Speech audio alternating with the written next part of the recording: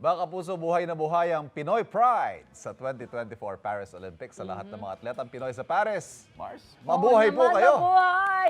May bagong medalya pa nga ulit ang Pilipinas matapos makuha ni Pinoy boxer Nesty Petesio ang bronze medal sa women's 57 kilogram boxing. Ayan siya, Go Nesty! si Nesty. Congratulations, Nesty! Nako, at kung tayo rito ay proud na proud, syempre, mas lalo na siguro ang pamilya ni Nesty. Makakausap natin live ang ina ni Nesty na si Priscilla Petesio. Good morning po! Nay Priscilla, magandang umaga po. Good morning po. Ayan, una-una Nay, congratulations po sa inyo. Ano hong pakiramdam nyo ngayon? May bagong medal ulit si Nesty sa Olympics. Maraming salamat po. Sobrang saya po, sir, pero nangihinayang ako, sir, kasi kitang-kita ko yung laban ni Nesty.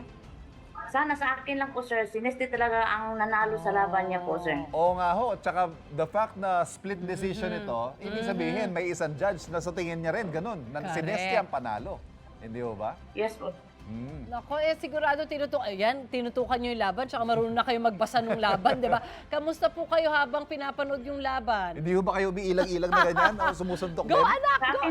Sa akin po, ma'am, sobrang hiningi ko po sa mahal na Panginoon na bigyan si Nesty ng lakas, tibay ng loob na talagang siya mapanalo po niya yung laban, pero kaso hindi po yun ang naging desisyon po. Si So, Nesty, tanggap naman namin kahit masakit. Alam ko, nasasaktan yung anak namin kasi umiiyak po siya, ma'am. ayun, itatanong ko nga ho sana yun na nagkausap na ho ba kayo ni Nesty at ano ho sabi niya sa inyo? Kumusta ho siya? Yes po, ma'am. Yes po, sir. Nagkausap na po kami. Alam ko po, sir, sa kalooban ni Nesty.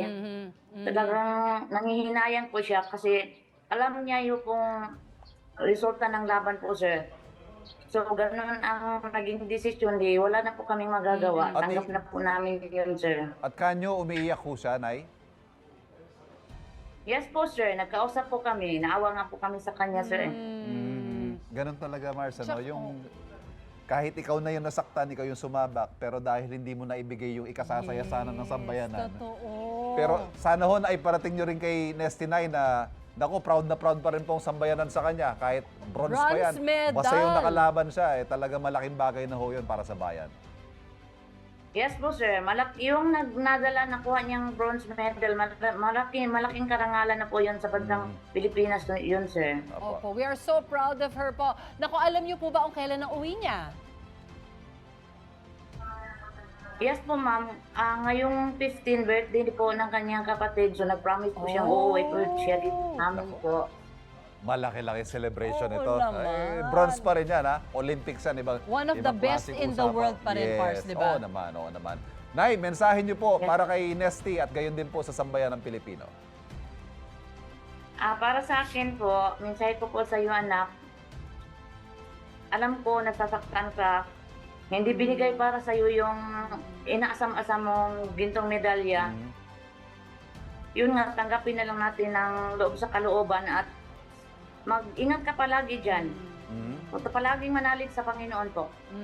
Always. At saka may LA pa. Meron, in 4 laban ulit. years. Yan. Ang ganda na magiging kwento nito, di ba, sa susunod na Olympics. Parang naniniwala kami dyan.